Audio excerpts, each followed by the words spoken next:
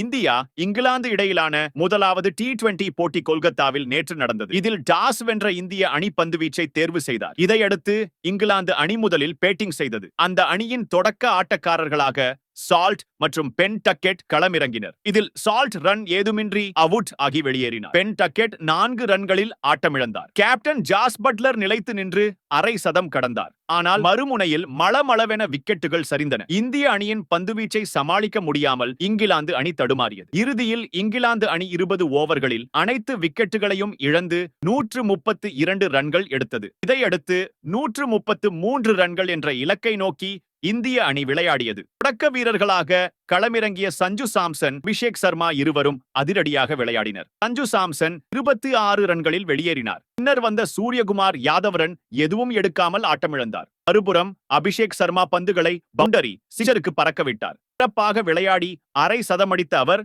79 ரன்களில் வெளியேறினார். தொடர்ந்து திலக் வர்மா அதிரடியாக விளையாடினார். இதனால் இந்திய அணி 12.5 ஓவர்களில் 3 விக்கெட் இழப்பிற்கு 133 ரன்கள் எடுத்தது. இதனால் 7 விக்கெட்டுகள் வித்தியாசத்தில் இந்திய அணி வெற்றி பெற்றது.